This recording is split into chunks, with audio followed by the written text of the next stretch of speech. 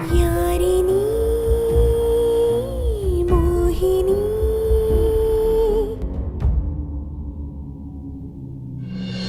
ನೀನ್ ಯಾಕೋ ತುಂಬಾ ಡಿಸ್ಟರ್ಬ್ ಆಗಿದ್ಯಾ ಅಂತ ಕಾಣಿಸುತ್ತೆ. ಸ್ವಲ್ಪ ದಿನ ಈ ಮನೇಲಿರೋದು ಬೇಡ.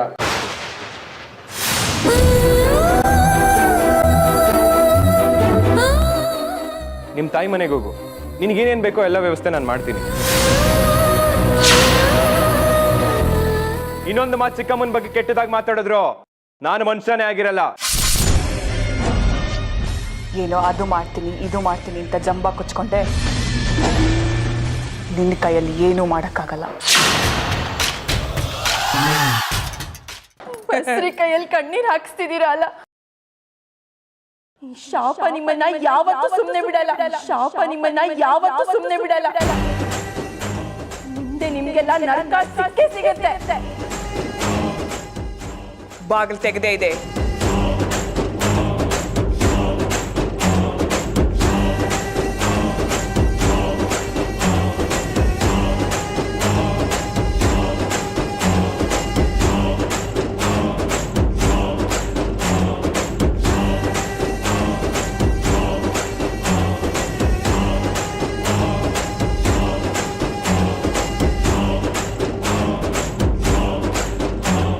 अघोरादिरग्मरं मघं रौद्रमदरम् अघोरादिरग्मरं मघं रौद्रमदरम् अघोरादिरग्मरं मघं रौद्रमदरम्.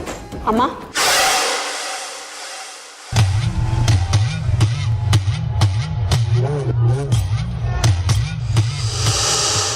ಓಹೋ, ಚಾಚು ತಪ್ಪಾಗೆ ಎಲ್ಲ ಬರ್ದಿದ್ದಾಳೆ. ಭೈರಾ,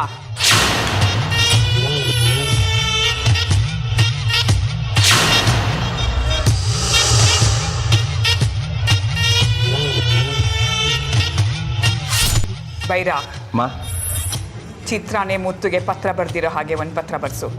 ಸರಿ ಮಾ. ಅದು ಹೇಗಿರ್ಬೇಕು ಅಂದ್ರೆ,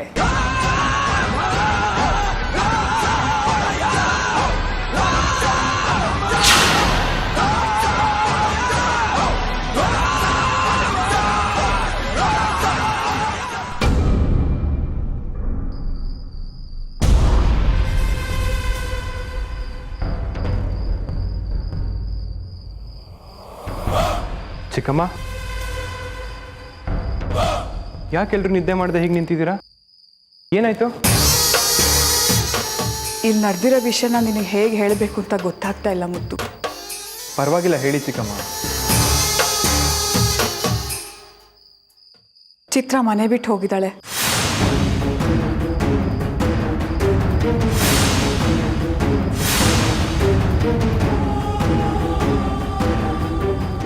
ನೀವು ತಡಿಲಿಲ್ವಾ ಚಿಕ್ಕಮ್ಮ? ನಾನು ಅವಳನ್ನ ಕೈ ಮುಗಿದು ಎಷ್ಟೋ ಬೇಡ್ಕೊಂಡೆ ಮುತ್ತು, ಆದರೂ ಅವಳು ನಿಲ್ಲಲಿಲ್ಲ, ಹೊರಟೇ ಬಿಟ್ಲು. ನಾವು ಮಾತ್ರ ಬಾಯಿ ತುಂಬ ಚಿತ್ರ ಚಿತ್ರ ಅಂತ ಇದ್ವಿ ಅಷ್ಟೇ. ಅವಳು ನಮ್ಮವರು ಅಂತ ಅಂದ್ಕೊಳ್ಳೇ ಇಲ್ಲ. ನಾವು ಯಾವತ್ತೂ ಅವಳಿಗೆ ಮೂರನೇವ್ರಾಗ್ಬಿಟ್ವಿ. ಅಮ್ಮನ ಮೇಲೆ ವರದಕ್ಷಿಣೆ ಕೇಸ್ ಹಾಕ್ತೀನಿ ಅಂತ ಹೇಳೋದ್ರು. ನಮಗೆ ತುಂಬ ಬೇಜಾರಾಯ್ತಣ್ಣ. ನಾನೇನಾದರೂ ಅವಳು ಚಿತ್ರ ಹಿಂಸೆ ಕೊಟ್ಟಿದ್ದೀನಾ? ಇದು ಮಾಡು ಅದು ಮಾಡು ಅಂತ ಏನಾದರೂ ಯಾವತ್ತಾದರೂ ಹೇಳಿದ್ದೀನಾ? ಅವಳಿಗೆ ಯಾಕೆ ನನ್ನ ಮೇಲೆ ಇಷ್ಟೊಂದು ದ್ವೇಷ? ಅದೇ ಗೊತ್ತಾಗ್ತಿಲ್ಲ ಚಿಕ್ಕಮ್ಮ. ಇಷ್ಟೆಲ್ಲ ಪ್ರೀತಿಯಿಂದ ನೋಡ್ಕೊಂಡ್ರು ನಿಮ್ಗೆ ಹಿಂಗೆ ಅಂದ್ಬಿಟ್ಟು ಹೋಗಿದ್ದಾಳೆ ಅಂದ್ರೆ ನನಗೇನು ಮಾಡಬೇಕು ಅಂತಾನೆ ಗೊತ್ತಾಗ್ತಾ ಇಲ್ಲ. ಯಾರನ್ನೂ ತಪ್ಪಾಗಿ ತಿಳಿಯೋದು ಬೇಡ ಅಂತ ಎಲ್ಲರೂ ವಿಷಯನೂ ಬಿಡಿಸಿ ಬಿಡಿಸಿ ಹೇಳಿದ್ದೀನಿ. ಆದ್ರೂ ನಿಮ್ಮನ್ನ ಕೊಲೆಗಾರ್ತಿಯಾಗಿ ಮಾಡಿ ಹೋಗ್ಬಿಟ್ಲಲ್ಲ, ಅದನ್ನ ನಾನು ತಡೆಯೋಕ್ಕಾಗಲಿಲ್ಲ. ಮಕ್ಕಳನ್ನ ಎಷ್ಟು ಪ್ರೀತಿಯಿಂದ ಸಾಕಿದ್ದೀರಾ, ಅಂಥದ್ರಲ್ಲಿ ಇನ್ನೂ ಹುಡ್ದೇ ಇರೋ ಮಗುನ ಸಾಯ್ಸಕ್ಕೆ ಹೊಟ್ಟಿದ್ದೀರಾ ಅಂದ್ರೆ ಕೇಳಿಸ್ಕೊಂಡು ಹೇಗೆ ಸುಮ್ಮನೆ ಇರಲಿ ಚಿಕ್ಕಮ್ಮ? ನಿಮ್ಮದು ತಾಯಿ ಹೃದಯ ಅಂತ ಅವಳಿಗೆ ಯಾಕೆ ಅರ್ಥ ಆಗ್ತಿಲ್ಲ ಚಿಕ್ಕಮ್ಮ? ಯಾವ ಜನ್ಮದ ಕರ್ಮನೋ ನನಗೆ ಈಗ ಕಾಡ್ತಾ ಇದೆ. ಊರಿನವ್ರಿಗೆ ಗೊತ್ತಾದರೆ ಮರ್ಯಾದೆ ಹೋಗುತ್ತೆ, ಈ ಕತ್ಲೆ ಬೇರೆ. ನಿನ್ನ ಬಸ್ರಿ ಹೆಂಗಸು ಹೋಗಬೇಡಮ್ಮ ಅಂತ ನಾನು ಎಷ್ಟೆಷ್ಟೋ ಕೇಳ್ಕೊಂಡೆ ಮುತ್ತು. ನೀನು ಹೋಗಲೇಬೇಕು ಅಂದರೆ ಮುತ್ತು ಬಂದಮೇಲೆ ಹೇಳ್ಬಿಟ್ಟು ಹೋಗು ಅಂತಲೂ ಹೇಳಿದೆ. ಆದರೂ ಅವಳು ನನ್ನ ಮಾತು ಕೇಳಲಿಲ್ಲ. ಹೊರಟೇ ಬಿಟ್ಲು. ಗರ್ಭಿಣಿಯಾದವಳು ಹೊಟ್ಟೆಲಿರೋ ಮಗು ಬಗ್ಗೆ ಯೋಚನೆ ಮಾಡು ಅಂದರೆ ಇಲ್ಲದೆ ಇರೋದನ್ನೆಲ್ಲ ಯೋಚನೆ ಮಾಡಿದ್ರೆ ನೆಮ್ಮದಿ ಎಲ್ಲಿಂದ ಬರುತ್ತೆ ಚಿಕ್ಕಮ್ಮ? ಡಾಕ್ಟ್ರ್ ಇನ್ನೊಂದು ವಾರದಲ್ಲಿ ಅವಳಿಗೆ ಡೇಟ್ ಕೊಟ್ಟಿದ್ರು.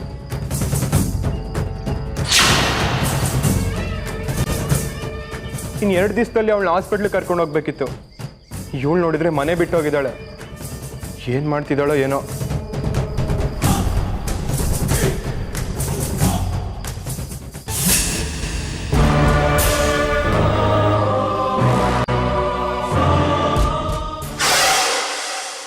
ಮತ್ತು ಚಿತ್ರ ಫೋನ್ ಕೂಡ ಇಲ್ಲೇ ಬಿಟ್ಬಿಟ್ಟು ಹೋಗಿದ್ದಾಳೆ. ಒಂದು ವೇಳೆ ನೀನು ಫೋನ್ ಮಾಡಿದ್ರೆ ವಾಪಸ್ ಬರಬೇಕಲ್ಲ ಅಂತ ಬಿಟ್ಟೊಟ್ಟೋಗಿದ್ದಾಳೆ.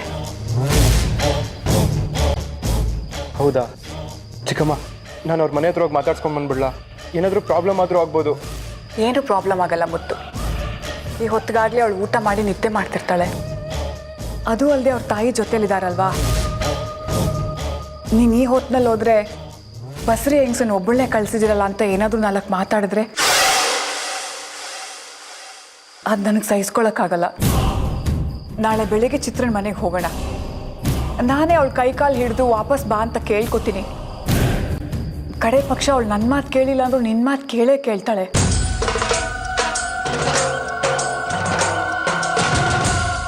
ನಾಳೆ ಬೆಳಿಗ್ಗೆ ಎಲ್ಲರೂ ಹೋಗಿ ಕರ್ಕೊಂಬರೋಣ. ಈಗ ನೀನು ಹೋಗಿ ಊಟ ಮಾಡು. ಶರ್ಮಿಳಾ, ಅಮ್ಮ ಅಣ್ಣಂಗೆ ಊಟ ಬಡಿಸು. ಸರಿ ಅಮ್ಮ. ಬೇಡ ಚಿಕ್ಕಮ್ಮ, ನನಗೆ ಯಾಕೋ ಅಶ್ವಿಲ್ಲ. ನಾವು ಇನ್ನೂ ಊಟ ಮಾಡಿಲ್ಲ ಮುತ್ತು. ಎಲ್ಲ ಸರಿ ಹೋಗುತ್ತೆ. ಮಗು ಆದಮೇಲೆ ಚಿತ್ರ ಬದಲಾಗೇ ಆಗ್ತಾಳೆ ಅನ್ನೋ ನಂಬಿಕೆ ನನಗಿದೆ. ಮನ್ಸು ಯಾಕೋ ತುಂಬ ಭಾರ ಅನಿಸ್ತಿದೆ ಚಿಕ್ಕಮ್ಮ. ನಾನು ಹೋಗಿ ಮಲಗ್ತೀನಿ.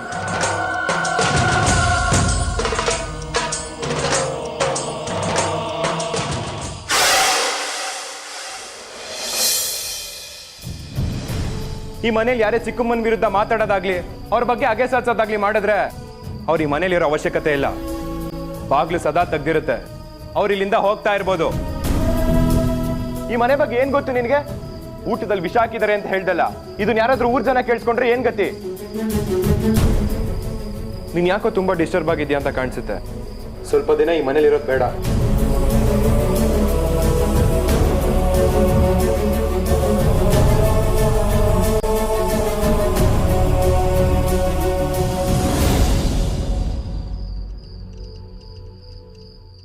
ಚಿತ್ರ, ಅಳೋದನ್ನ ನಿಲ್ಲಿಸು. ನೀನೀಗ ತುಂಬ ಗರ್ಭಿಣಿ. ಈ ರೀತಿ ಕಣ್ಣಲ್ಲಿ ನೀರು ಹಾಕ್ಕೊಂಡು ಯೋಚನೆ ಮಾಡ್ತಾ ಕೂತ್ಕೊಂಡ್ರೆ ನೀನು ಹೊಟ್ಟೆಲಿರೋ ಮಗು ಗತಿ ಏನಾಗ್ಬೇಕು ಹೇಳು? ಯೋಚನೆ ಮಾಡಬೇಡ. ಸ್ವಲ್ಪ ಹೊತ್ತು ನೆಮ್ಮದಿಯಾಗಿ ಮಲ್ಕೊಂಡು ನಿದ್ದೆ ಮಾಡು. ಪರವಾಗಿಲ್ಲಮ್ಮ, ಮುತ್ತು ಮಾವ ಎಷ್ಟೊತ್ತಾದರೂ ಬಂದೇ ಬರ್ತಾರೆ. ಅವರಿಗೋಸ್ಕರ ನಾನು ಕಾಯ್ತೀನಿ.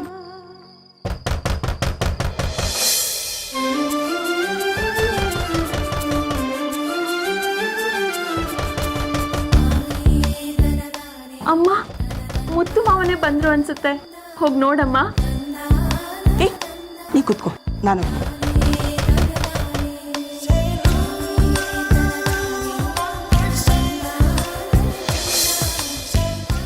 ಬಾಕ ಒಳಗೆ. ಅಕ್ಕ, ನನ್ನ ಮೊಮ್ಮಗನಿಗೆ ತುಂಬ ಚಳಿ ಜ್ವರ ಬಂದ್ಬಿಟ್ಟವೆ. ಏನು ಮಾಡಬೇಕು ಅಂತ ಗೊತ್ತಾಯ್ತಾ ಇಲ್ಲ. ಬನ್ನಿ ಅಕ್ಕ. ಅದಕ್ಕೆ ಯಾಕೆ ಗಾಬರಿ ಆಗ್ತೀಯಾ? ಸ್ವಲ್ಪ ಕಷಾಯ ಮಾಡಿ ಕುಡಿಸು, ಎಲ್ಲ ಸರಿ ಹೋಗುತ್ತೆ. ಅಕ್ಕ, ಕಷಾಯ ಮಾಡೋದು ನನಗೆ ಬರಲ್ಲಕ್ಕ. ಹೆಂಗೆ ಮಾಡಬೇಕು ಅಂತ ಗೊತ್ತಿಲ್ಲ. ಅಲ್ಲಕ್ಕ, ಚಿತ್ರ ತುಂಬ ಗರ್ಭಿಣಿ. ಈ ಸಮಯದಲ್ಲಿ ಅವಳೊಬ್ಬಳನ್ನೇ ಬಿಟ್ಟು ಹೇಗೆ ಬರಲಿ ನಾನು? ಅಮ್ಮ, ನಾನೇನು ಚಿಕ್ಕ ಮಗುನಾ? ನೀನು ಹೋಗ್ಬಿಟ್ಟು ಬಾರಮ್ಮ, ನಾವು ಆರಾಮಾಗಿರ್ತೀವಿ. ನಾವಾ? ಹಾಂ, ನಾನು ಮತ್ತು ನನ್ನ ಮಗ. ನನ್ನನ್ನು ನೋಡ್ಕೊಳ್ಳೋಕ್ಕೆ ನಿನ್ನ ಮೊಮ್ಮಗ ಇರಬೇಕಾದ್ರೆ ನಿನ್ಗೆ ಯಾಕಮ್ಮ ಚಿಂತೆ? ಸರಿ ಮಗಳೇ, ಹುಷಾರು. ಬಾಗ್ಲು ಹಾಕೊಂಡು ಮಲ್ಕೋ. ಸರಿನಮ್ಮ. ಬೇಗ ಬಂದ್ಬಿಡ್ತೀನಿ. ಪಕ್ಕ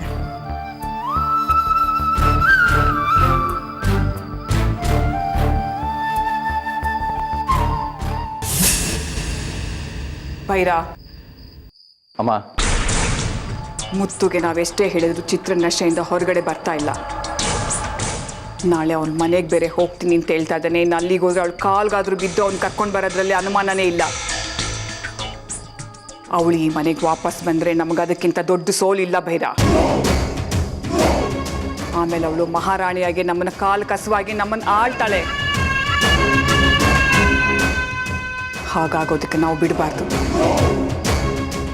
ಏನಮ್ಮ ಮಾಡೋಣ ಈಗ? ಗಿಡವಾಗಿದ್ದಾಗಲೇ ಅದನ್ನು ಕತ್ತರಿಸಾಕ್ಬೇಕು, ಇಲ್ಲಾಂದ್ರೆ ಹೆಮ್ಮರವಾಗಿ ಬೆಳೆದು ನಮ್ಮನ್ನೇ ಆವರಿಸ್ಕೊಂಡ್ಬಿಡತ್ತೆ. ಅವಳು ಹೇಳ್ದಾಗ ಕೇಳ್ಕೊಂಡು ಅವಳು ಹಾಕಿದ್ದೀನಿ ತಿನ್ಕೊಂಡು ಬಿದ್ದಿರೋಕೆ ನನ್ನ ಕೈಲಿ ಆಗೋದಿಲ್ಲ ಭೈರ.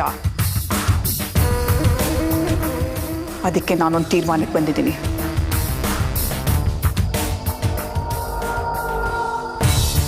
ಚಿತ್ರ ಬದುಕಿದ್ದು ಪ್ರಯೋಜನ ಇಲ್ಲ, ಮುಗಿಸ್ಬಿಡೋಣ.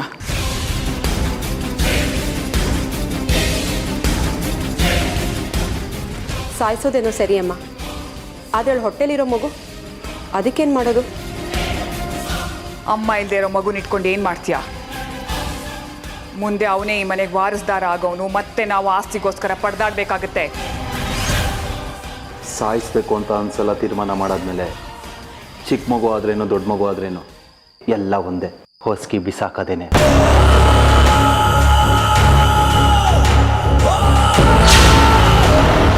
ಪೊಲೀಸ್ನವ್ರಿಗಿದು ಆತ್ಮಹತ್ಯೆ ಅಂತ ಅನ್ನಿಸ್ಬೇಕು. ಅಷ್ಟು ಮೀರಿ ಏನಾದರೂ ತೊಂದರೆ ಆದರೆ ಅವರಿಗೆ ದುಡ್ಡು ಕೊಟ್ಟು ಬಾಯಿ ಮುಚ್ಚಿಸ್ಬೇಕು. ಒಟ್ಟಿನಲ್ಲಿ ನನಗೆ ಚಿತ್ರಲ್ಲಿ ಸಾವು ಮುಖ್ಯ. ನಾಳೆ ಬೆಳಗಾಗೋದ್ರೊಳಗೆ ಇದೆಲ್ಲ ಮುಗಿಬೇಕು. ಭೈರ, ಎಲ್ಲ ತಯಾರಿ ಮಾಡ್ಕೋ.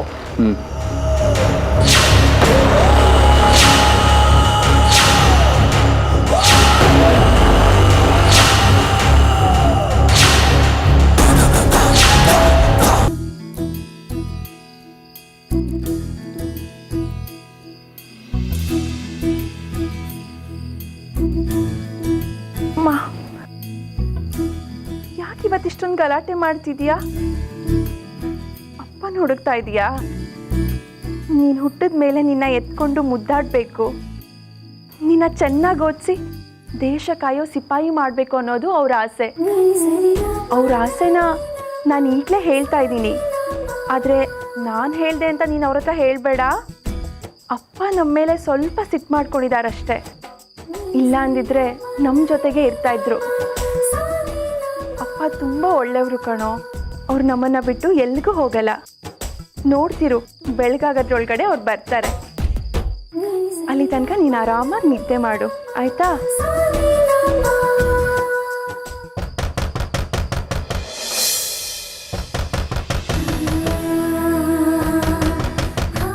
ನೋಡು, ನಾನು ಬೆಳಗಾಗೋದ್ರೊಳಗಡೆ ನಿಮ್ಮಪ್ಪ ಬರ್ತಾರೆ ಅಂತ ಹೇಳಿದ್ದೆ, ಆದರೆ ಈಗಲೇ ಬಂದಿದ್ದಾರೆ ಅನ್ಸುತ್ತೆ.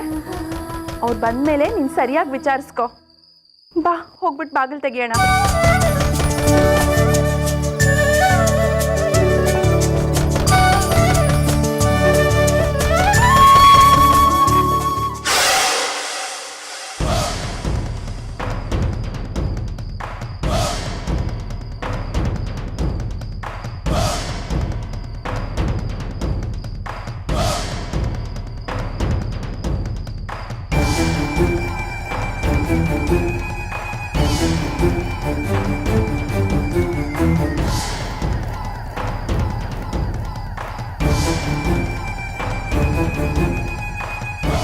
ಅತ್ತೆ, ನೀವು? ಹೌದು, ನಾನೇ ನಿಮ್ಮತ್ತೆ. ಏನತ್ತೆ ಇಷ್ಟೊತ್ತಿನಲ್ಲಿ ಬಂದಿದ್ದೀರಾ? ನನ್ನ ಮುದ್ದಿನ ಸೊಸೆ ನೋಡಬೇಕು ಅನಿಸ್ತು, ಅದಕ್ಕೆ ಬಂದೆ. ಯಾಕೆ ಬರಬಾರ್ದಾ? ಹಾಗೇನಿಲ್ಲ ಅತ್ತೆ. ಮುತ್ತು ಮಾವ ಬಂದಿಲ್ವಾ? ನೆಮ್ಮದಿಯಾಗಿ ಮನೇಲಿ ನಿದ್ದೆ ಮಾಡೋದು ಬಿಟ್ಟು ಅವನು ಇಲ್ಲಿಗೆ ಯಾಕೆ ಬರ್ತಾನೆ? ನೀನೇನು ಅನ್ಕೊಂಡಿದ್ಯಾ ಚಿತ್ರ? ನೀನು ಬರ್ದಿಟ್ಟಿರೋ ಕಾಗದ ಓದಿ ನಮ್ಮ ಬಗ್ಗೆ ಎಲ್ಲ ಅವ್ನು ತಿಳ್ಕೊಂಡಿರ್ತಾನೆ ಅಂತ ತಿಳ್ಕೊಂಡಿದ್ಯಾ? ಪರವಾಗಿಲ್ಲ, ನಾನು ಅದನ್ನು ಓದ್ದೆ, ತುಂಬ ಚೆನ್ನಾಗಿ ಬರ್ದಿದ್ಯಾ. ಅದರಲ್ಲೂ ನಿನ್ನ ಹ್ಯಾಂಡ್ ರೈಟಿಂಗ್ ಅಂತೂ ತುಂಬ ಚೆನ್ನಾಗಿತ್ತು ಚಿತ್ರ. ಅತ್ತೆ, ನೀವು ಅದನ್ನು ಓದ್ಲಿ ಅಂತ ಬರ್ದಿದ್ದಲ್ಲ, ಮುತ್ತು ಮಾವನ್ಗೆ ನಿಮ್ಮ ಬಂಡವಾಳ ಎಲ್ಲ ಗೊತ್ತಾಗ್ಲಿ ಅಂತ ಬರ್ದಿದ್ದು. ಆ ಲೆಟರ್ ಎಲ್ಲಿ ಅತ್ತೆ? ಅದೇನಾದರೂ ಮುತ್ತು ಕೈಗೆ ಸಿಕ್ಕಿದ್ರೆ ನಾವು ನೆಮ್ಮದಿಯಾಗಿ ಬದುಕೋಕ್ಕಾಗ್ತಾ? ಅದಕ್ಕೆ ಅದನ್ನು ಸುಟ್ಟು ಹಾಕಿದೆ. ಈಗ ನೀನು ನನ್ನ ಮಾತು ಕೇಳಿದ್ರೇ ಬದುಕೋದು, ಇಲ್ಲ ಅಂದರೆ ಆ ಲೆಟರ್ಗಾದ ಗತಿನೇ ನಿನಗೂ ಆಗೋದು. ಏನೇ ಇದ್ರು ಮುತ್ತು ಮಾವನ್ ಮುಂದೆ ಮಾತಾಡುವ್ರಂತೆ. ಮೊದ್ಲು ಇಲ್ಲಿಂದ ನಡೀರಿ. ಇಲ್ಲಿರೋದಕ್ಕೆ ಬಂದಿಲ್ಲ ಚಿತ್ರ, ಖಂಡಿತ ಹೋಗ್ತೀವಿ. ಆದರೆ ಹೋಗೋದಕ್ಕೆ ಮುಂಚೆ ಈ ಪೇಪರ್ಗೊಂದು ಸೈನ್ ಹಾಕಬೇಕಾಗಿತ್ತು. ಭೈರಾ,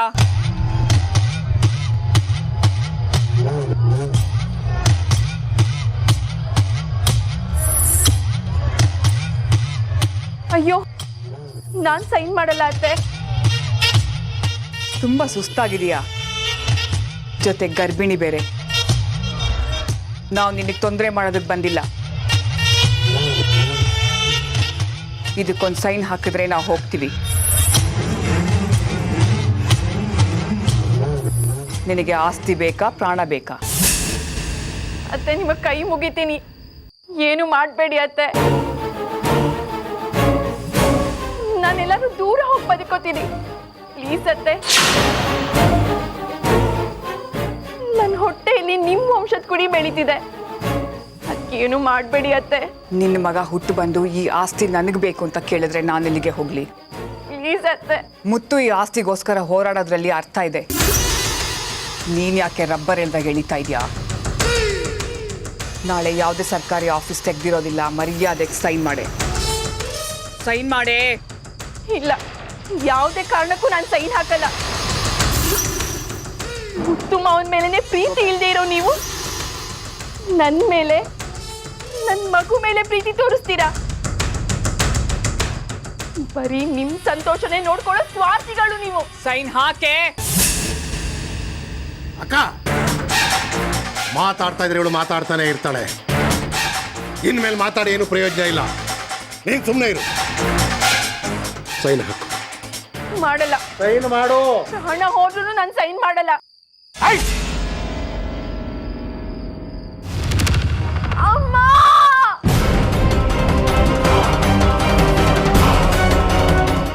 ಸೈನ್ ಹಾಕು.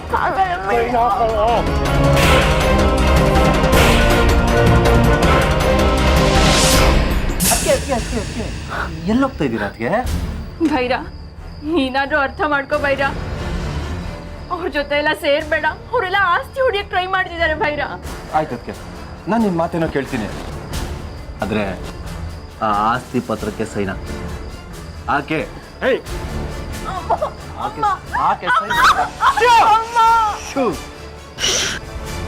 ಹೂಗಾಡಿದ್ರೆ ಗಂಟುನ್ ಕೊಯ್ದಾಕ್ಬಿಡ್ತೀನಿ. ಹಾಕು ಸೈನು. ಹಾಕೆ. ಯಾವುದೇ ಕಾರಣಕ್ಕೂ ಸೈನ್ ಹಾಕಲ್ಲ ಬಿಡು. ಅಕ್ಕ, ಸಮಯ ಇಲ್ಲ. ಇವರಮ್ಮ ಬರೋಷ್ಟರಲ್ಲಿ ಕೆಲಸ ಮುಗಿಸ್ಬೇಕು. ಬೇಗ ನಿರ್ಧಾರಕ್ಕೆ ಬಾ. ಚಿತ್ರ, ಕಡೆ ಸರಿ ಹೇಳ್ತಾ ಇದೀನಿ, ಸೈನ್ ಹಾಕೋ. ಹಾಕಲ್ಲ. ಒಂದ್ ವೇಳೆ ನಾನು ಸೈನ್ ಹಾಕಿದ್ರು ನನ್ನ ಜೀವಂತವಾಗಿರ್ತೀರ ಅಂತ ಏನ್ ಗ್ಯಾರಂಟಿ? ಹಾಕಲ್ಲ. ಕೇಳ್ಕೊಂತ ಇಲ್ಲ ಆಗ್ಲಿಂದ. ಆಕೆ ಸೈನು. ಪ್ರಾಣ ಹೋದ್ರೆ ನಾನು ಸೈನ್ ಹಾಕಲ್ಲ. ಅದಕ್ಕೆ ನಾನು ಹೇಳಿದ್ದು ಓದಿರೋ ಹುಡುಗಿ ಬೇಡ ಅಂತ. ನೋಡು, ಈಗ ಮುಂದೆ ಯಾವತ್ತೂ ಆಗೋದ್ರ ಬಗ್ಗೆ ಯೋಚನೆ ಮಾಡ್ತಿದ್ದಾಳೆ ಇವಳು. ಅಮ್ಮ, ಆಚೆ ಏನೋ ಸೌಂಡ್ ಆಗ್ತದೆ. ಬೇಗ ಏನಾದರೂ ಒಂದು ಡಿಸೈಡ್ ಮಾಡು, ಇಲ್ಲಾಂದ್ರೆ ಯಾವ ಕೆಲಸನೂ ಪೂರ್ತಿ ಆಗಲ್ಲ. ಇವತ್ತೇ ಇವಳಿಗಂತ್ಯ ಕಾಣಿಸ್ಬೇಕು, ಬೇರೆ ದಾರಿ ಇಲ್ಲ. ಅಮ್ಮ, ಬಿಡಿ ನನ್ನ. ಹೂನಮ್ಮ, ಬೇಗ ಹೇಳು. ಅಮ್ಮ!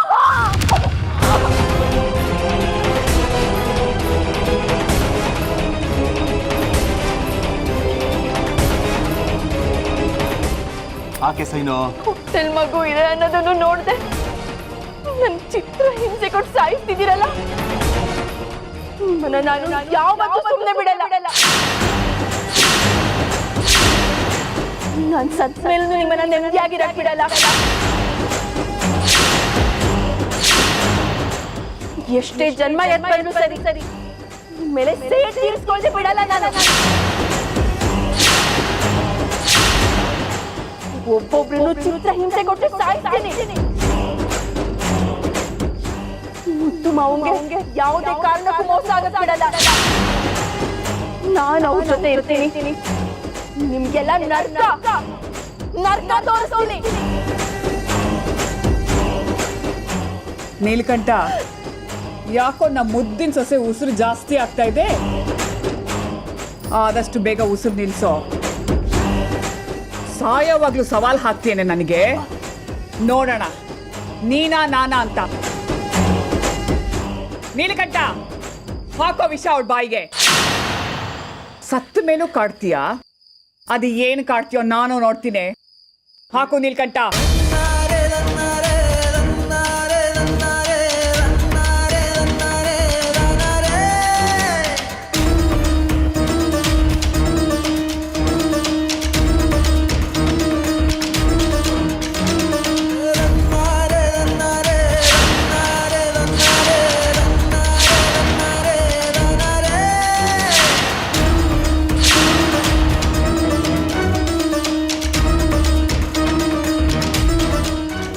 ಸೈನ್ ಹಾಕಿದ್ರೆ ಇದೆಲ್ಲ ಇರ್ತಾ ಇತ್ತಾ?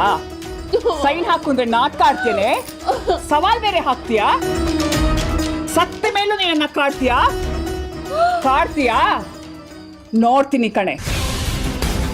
ಈ ನೀಲಾಂಬರಿನ ಎದುರಾಕೊಂಡ್ರೆ ಯಾರು ಸುಮ್ಮನೆ ಇರಕ್ಕಾಗೋದಿಲ್ಲ ಕಣೆ. ಒಬ್ಬೊಬ್ಬರಿಗೂ ಇದೇ ಶಿಕ್ಷೆ ಕಾದಿರುತ್ತೆ. ಅರ್ಥ ಆಯ್ತಾ? ನೀಲಕಂಠ, ಹಚ್ಚು ಮನೆಗೆ ಬೆಂಕಿ.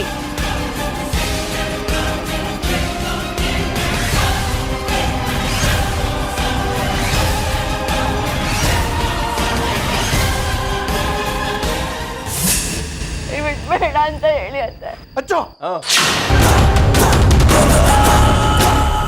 ಬೈರ, ಹಚ್ಚು ಬೆಂಕಿನ. ಬೇಡ ಅತ್ತೆ.